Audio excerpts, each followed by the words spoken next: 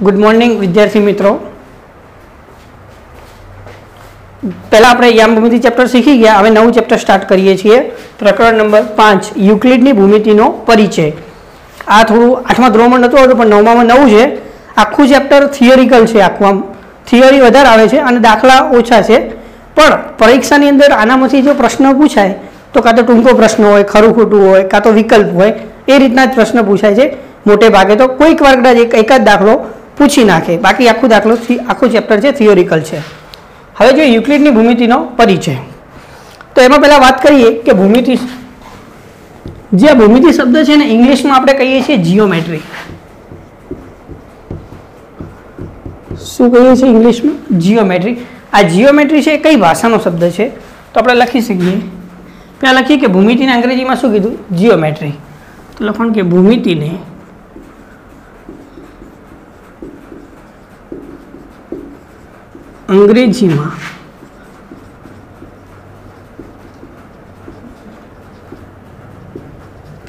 અંગ્રેજીમાં જીઓમેટ્રી કહે છે। પણ આ જીઓમેટ્રી એ કઈ ભાષાનો શબ્દ છે? તો જીઓમેટ્રી એ ગ્રીક ભાષાનો। તો અહીં લખી શકીએ જીઓમેટ્રી એ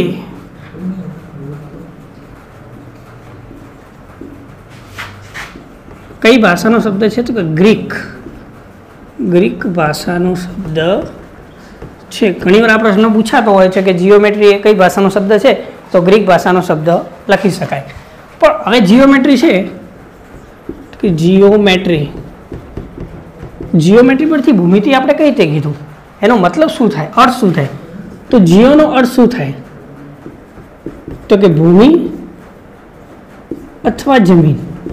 ભૂમિ અથવા જમીન આપણે કહી શકીએ જીઓને। મેટ્રી એટલે શું થાય? તો કે મેટ્રેઇન થાય। શું થાય?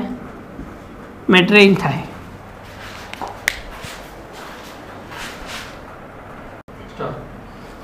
મેટ્રીનો અર્થ થાય મેટ્રેઇન। હવે મેટ્રેઇનનો અર્થ શું થાય એ પણ જોઈ લઈએ આપણે। તો કે માપણી। શું થાય? માપણી। એટલે કે ભૂમિ અથવા જમીનની શું કરવી? માપણી કરવી। ભૂમિ અથવા જમીનની શું કરવી? માપણી કરવી। જીઓમેટ્રીનો અર્થ ખબર પડી કે જીઓ એટલે ભૂમિ, મેટ્રી એટલે માપણી।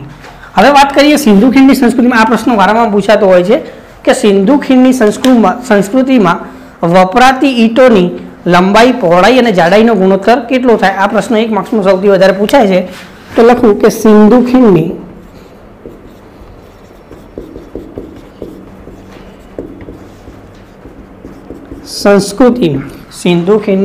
સંસ્કૃતિમાં વપરાયેલી ઈંટોની લંબાઈ, પહોળાઈ અને જાડાઈનો ગુણોત્તર, ફરીથી એકવાર, સિંધુ ખીણની સંસ્કૃતિમાં વપરાયેલી ઈંટોની લંબાઈ, પહોળાઈ અને જાડાઈનો ગુણોત્તર 4:2:1 હતો। કેટલો હતો? 4:2:1 હતો। આ ખાસ યાદ રાખજો, 1 માર્ક્સમાં ઓબ્જેક્ટિવમાં પૂછાય છે અથવા ખાલી જગ્યામાં પૂછાય છે। પછી વાત કરીએ કે પ્રાચીન ભારત હતું ત્યારે ભૌમિતિક રચના દર્શાવવા માટે શેનો, કયા ગ્રંથનો ઉપયોગ થતો હતો? આવો પણ પ્રશ્ન પૂછાય છે। તો આપણે લખી શકીએ કે પ્રાચીન ભારતમાં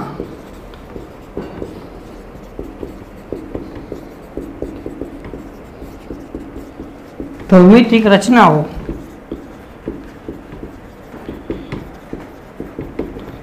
દર્શાવવા માટે ઉપયોગમાં લેવાતો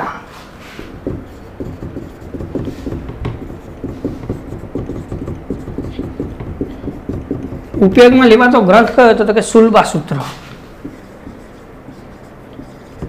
કયો ગ્રંથ હતો? તો કે સુલભા સૂત્ર। એવું પૂછે કે પ્રાચીન ભારતમાં ભૌમિતિક રચનાઓ દર્શાવવા માટે ઉપયોગમાં લેવાતો ગ્રંથ કયો હતો?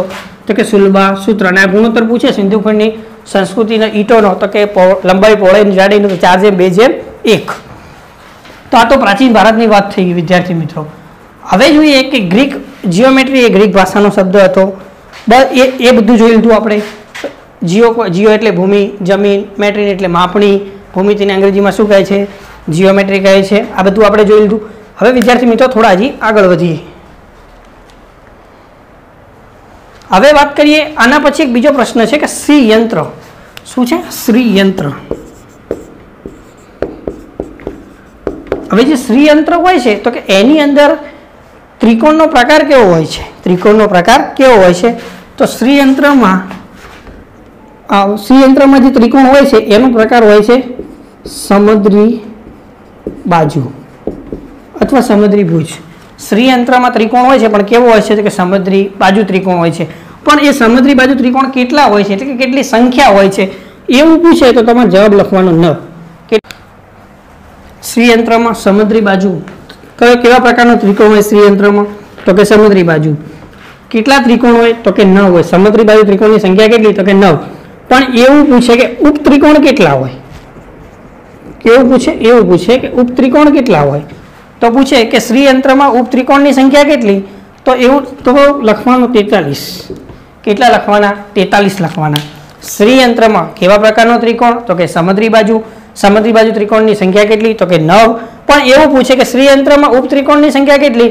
તો તમારે જવાબ લખવાનો 43. વિદ્યાર્થી મિત્રો કેટલો લખવાનો? 43 લખવાનો.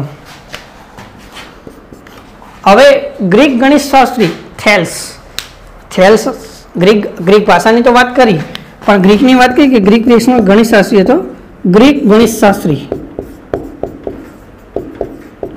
એનું નામ શું છે? થેલ્સ.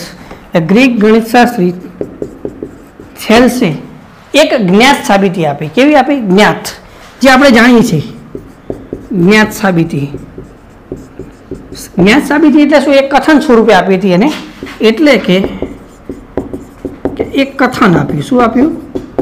એક કથન આપ્યું હતું. એ કથન શું હતું? એ જ્ઞાત સાબિતી શું હતી જે ગ્રીક ગણિતશાસ્ત્રી થેલ્સે આપી હતી? તો કીધું હતું કે વ્યાસ શું કરે? વર્તુળના 2 સરખા ભાગ કરે. આવું કીધું. વ્યાસ એ વર્તુળના 2 સરખા ભાગ કરે. ગ્રીક ગણિતશાસ્ત્રી થેલ્સે જ્ઞાત સાબિતી આપી એટલે કે કથન આપ્યું કે વ્યાસ એ વર્તુળના 2 સરખા ભાગ કરે. વર્તુળના કેટલા ભાગ કરે? 2 સરખા ભાગ કરે. હવે જોઈએ આપણે વર્તુળ દોરીએ એના પહેલા આપણે શું કરીએ વિદ્યાર્થી મિત્રો? કે પહેલા એક શું લઈએ? કેન્દ્ર લઈએ. કેન્દ્ર લઈ અને કોઈ પણ ત્રિજ્યા લઈ લઈએ અને પછી આપણે શું દોરીએ? વર્તુળ દોરીએ. હવે દેખો, કેન્દ્રથી વર્તુળ પરના કોઈ પણ બિંદુ સુધીનું અંતર એને આપણે શું કહીએ? ત્રિજ્યા કહીએ. કે કેન્દ્રથી વર્તુળ પરના કોઈ પણ બિંદુ સુધીનું અંતર એને શું કહીએ? ત્રિજ્યા કહીએ.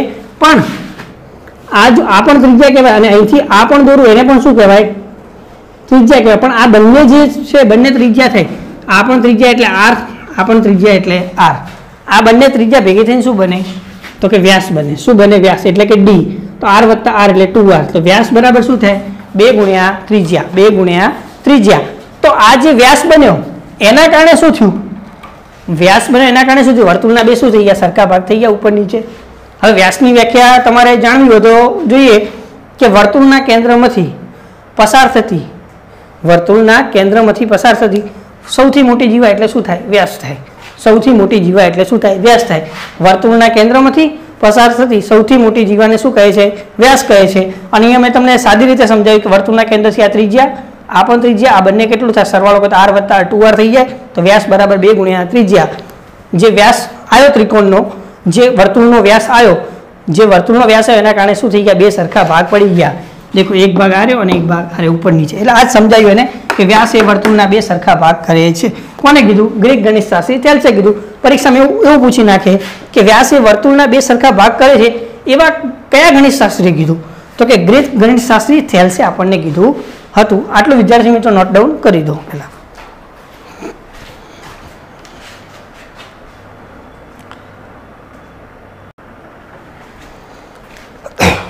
હવે વિદ્યાર્થી મિત્રો આપણે આગળ જોઈએ. થેલ્સની તો વાત કરી કે ગ્રીક ગણિતશાસ્ત્રી થેલ્સ હતો, પણ થેલ્સ વિશે થોડું વધારે આપણે જાણીએ. ગ્રીક ગણિતશાસ્ત્રી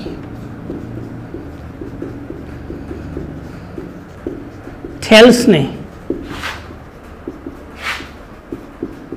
ભૂમિતિનો પ્રણેતા ગણવામાં આવે છે.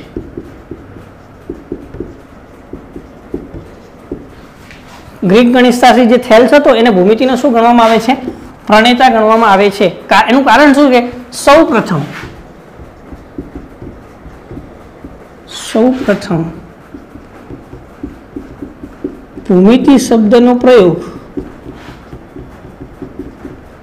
થેલ્સે કર્યો હતો. કોને કર્યો હતો? થેલ્સે કર્યો હતો. પરીક્ષામાં એવું પૂછે કે ભૂમિતિનો પ્રણેતા કોને ગણવામાં આવે છે, તો કે થેલ્સ નહીં. થેલ્સ ક્યાંનો હતો, તો કે ગ્રીકનો હતો. ઓકે. અને આ શબ્દનો એવું પૂછે કે ભૂમિતિ શબ્દનો બીજો એવો પ્રશ્ન પૂછી શકાય કે સૌ પ્રથમ ભૂમિતિ શબ્દનો પ્રયોગ કોને કર્યો હતો, તો કે થેલ્સે કર્યો હતો. કોને કર્યો હતો? થેલ્સે. બીજો આ પ્રશ્ન પણ પૂછાય છે,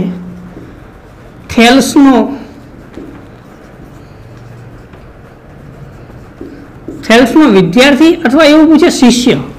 થેલ્સનો વિદ્યાર્થી કોણ હતો અથવા શિષ્ય એવું પૂછે, તેનો જવાબ લખીએ કે થેલ્સનો વિદ્યાર્થી પાયથાગોરસ. કોણ હતો? પાયથાગોરસ. શિષ્ય પૂછે તો પણ શું આવે? પાયથાગોરસ. થેલ્સનો વિદ્યાર્થી પાયથાગોરસ અને તેના સાથીદારોએ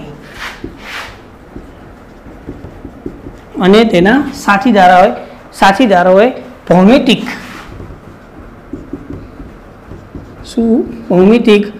બાબતો શોધી હતી.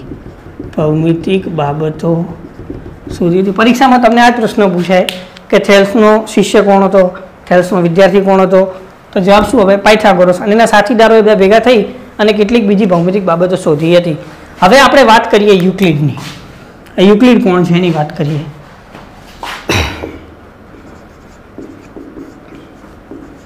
તો યુક્લિડ છે એ ઇજિપ્તમાં, ક્યાં હતો? ઇજિપ્તમાં. યુક્લિડ એક ઇજિપ્તમાં એલેક્ઝાન્ડ્રિયાની શાળામાં ગણિત શિક્ષક હતા. શું હતા? ગણિત શિક્ષક હતા.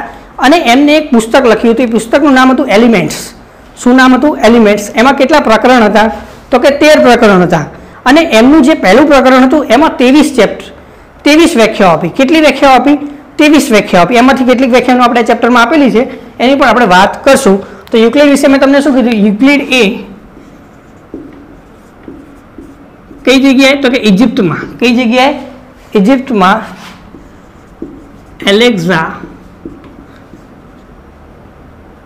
એલેક્ઝાન્ડ્રિયાની શાળામાં શું હતા? ગણિત શિક્ષક હતા. શું હતા? ગણિત શિક્ષક.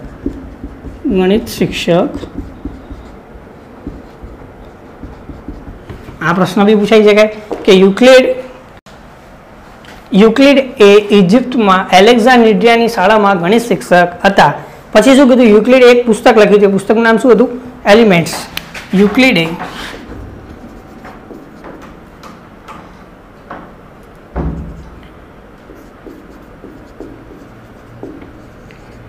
એક એલિમેન્ટ્સ,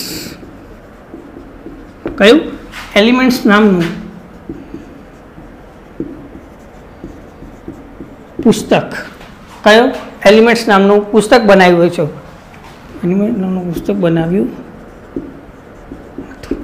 યુક્લિડે એક એલિમેન્ટ્સ નામનું પુસ્તક બનાવ્યું હતું. તેમાં કેટલા પ્રકરણો હતા? તો કે 13. તેમાં 13 પ્રકરણો હતા. કેટલા હતા? 13 પ્રકરણો હતા. અને પ્રથમ પ્રકરણમાં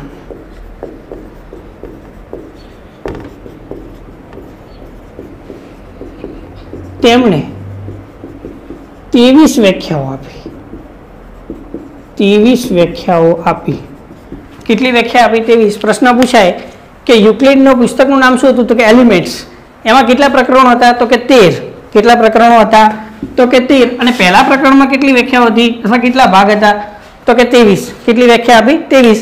એનામાંથી કેટલીક વ્યાખ્યાઓ આપણે હવે જોઈએ. આટલું વિદ્યાર્થી મિત્રો તમે નોટ ડાઉન કરી દો.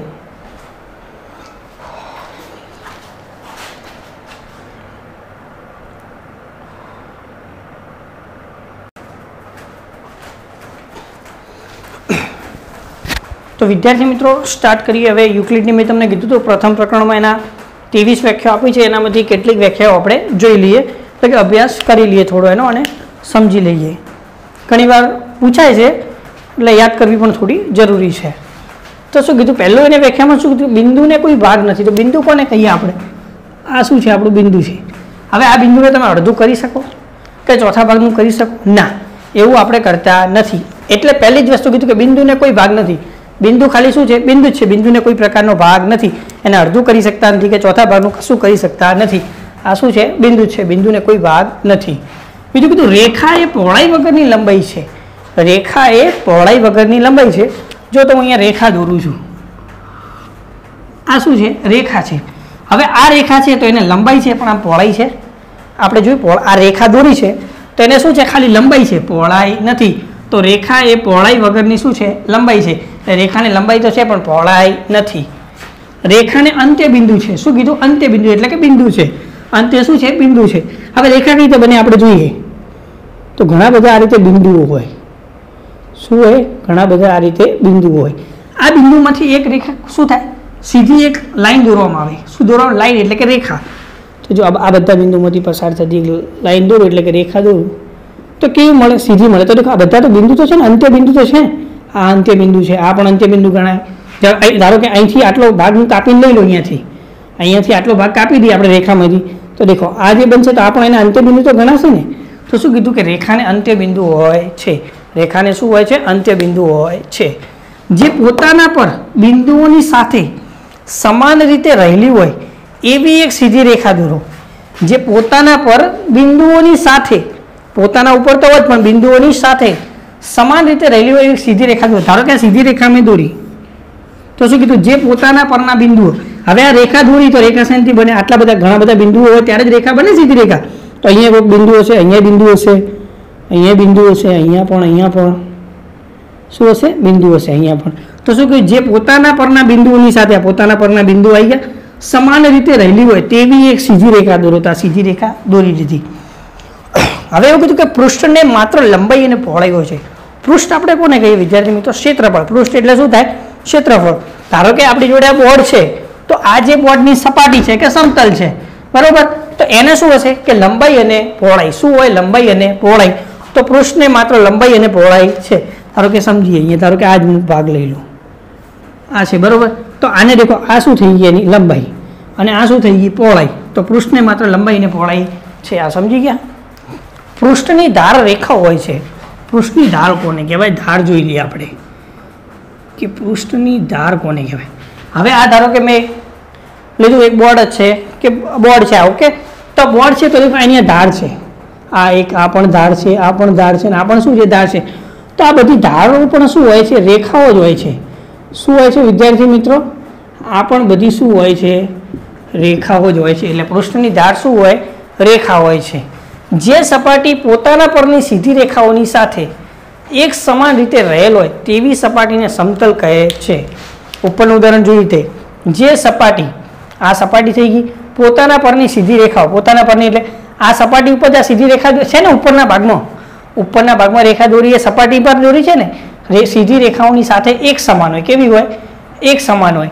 તો તેવી સપાટીને આપણે શું કહીએ? આખું સમતલ કહીએ છીએ। શું કહે છે? એવી સપાટીને સમતલ કહીએ। એકવાર ફરીથી જોઈ લઈએ। બિંદુને કોઈ ભાગ નથી, બિંદુને કોઈ ભાગ નથી। રેખા એ પહોળાઈ વગરની લંબાઈ છે। જો રેખાની લંબાઈ તો છે પણ પહોળાઈ નથી। રેખાને અંત્ય બિંદુ હોય છે। મેં તમને કીધું વચ્ચે ઘણા બધા બિંદુ હોય અને પછી એક સીધી લાઈન દો તો રેખા બને, તો રેખાને અંત્ય બિંદુ હોય છે। જે પોતાના પર બિંદુની સાથે સમાન રીતે રહેલી હોય એવી રેખા સીધી રેખા છે। એટલે આ રેખા દોરી એના પર બિંદુ તો હોવાના અને પોતા પર જ હોવાના અને કેવા હોવાના? સમાન હોવાના। એટલે આ કઈ થાય? સીધી રેખા થાય। પૃષ્ઠને માત્ર લંબાઈ અને પહોળાઈ હોય છે। આપણે બોર્ડ લઈ લઈએ તો લંબાઈ અને પહોળાઈ એને કેવું હોય? બંને હોય છે। એટલે પૃષ્ઠ એટલે ક્ષેત્રફળ। પૃષ્ઠની ધાર બધી કેવી હોય? રેખા હોય છે। મેં તમને બતાવી જોઈએ શું હોય છે? રેખા હોય છે। ત્રીજામાં શું કીધું? જે સપાટી પોતાના પરની ધારની સીધી રેખાઓ ને સમાન થાય તો તે સપાટી શું છે? સમતલ છે। તો વિદ્યાર્થી મિત્રો આટલું પણ તમે ફરીથી નોટ ડાઉન કરી લો।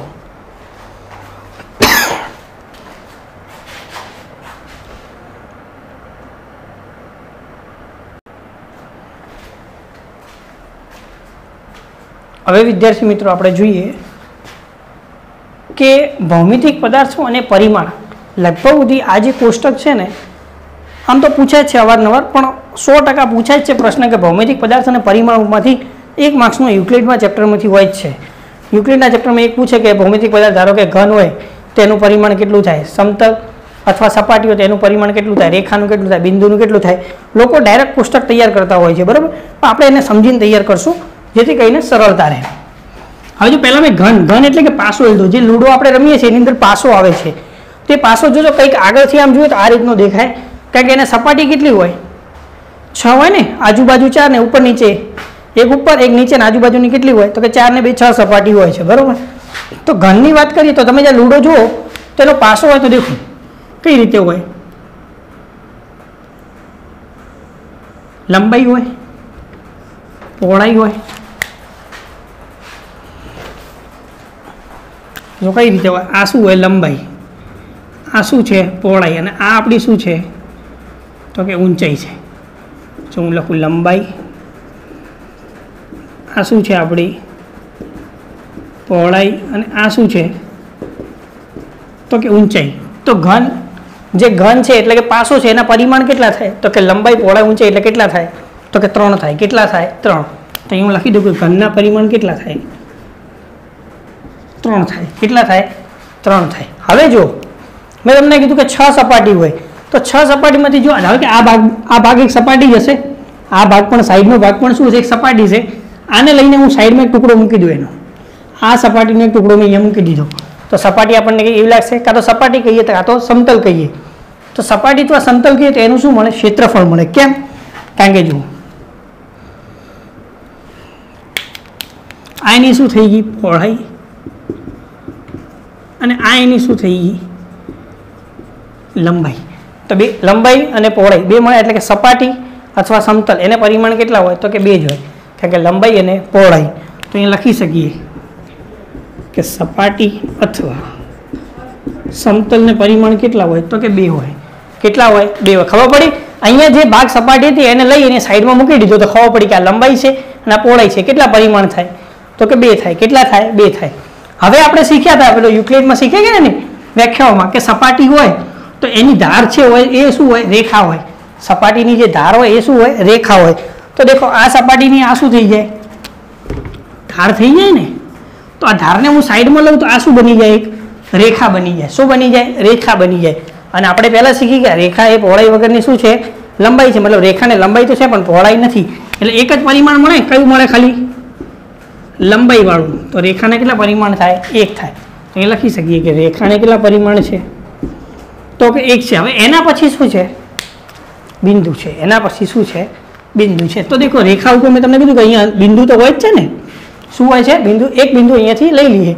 કારણ કે જો બંને રેખા જ્યાં ભેગી થશે દેખો એક આ રેખા અને એક આ રેખા બંને જ્યાં ભેગી થશે ત્યાં શું બનશે બિંદુ બનશે. શું બનશે બિંદુ બનશે. કે સપાટી પર આજે આ રેખા જશે આ રેખા જશે તો અહીંયા ભેગી થશે તો અહીંયા શું બનશે એક બિંદુ બનશે. તો આ બિંદુ આપણે અહીંયા લઈ શકીએ. તો બિંદુને કોઈ પરિમાણ હોતું નથી તો શું હોય 0. કારણ કે લંબાઈ પહોળાઈ અને ઊંચાઈ એવું કંઈ બિંદુને હોતું નથી. એટલે બિંદુનું પરિમાણ શું થાય 0 થાય. તો લખી શકીએ કે બિંદુનું પરિમાણ શું થાય 0 થાય. એમ તો વિદ્યાર્થી મિત્રો બધા મિત્રો છે ને વિદ્યાર્થી શું કરે ડાયરેક્ટ કોષ્ટક યાદ રાખીને સમજવાનો ટ્રાય કરતા નથી. પણ મેં તમને સમજાવી દીધું છે કે કઈ રીતે 3 આવે, કઈ રીતે સપાટીને 2 પરિણામ આવે, રેખાને 1 કેમ આવે, બિંદુને 0 કેમ આવે, ઘનને 3 કેમ આવે. તમે સમજી ચૂક્યા. એટલે સમજેલું હોય ને તો બહુ યાદ રહે અને બહુ મજા પણ આવે ભણવાની. તો આ ખાસ સમજજો તમે. કોષ્ટક તો યાદ રહી જ જવાનું પણ આ સમજવું પણ આપણે જરૂરી છે કે કેમ 3 આવ્યા, ઘનના સપાટી સમતલના કેમ 2 આવ્યા, કેમ રેખાનું 1 આવ્યું અને બિંદુનું કેમ 0 આવ્યું. હવે વિદ્યાર્થી મિત્રો બીજા લેક્ચરમાં આપણે મળશું.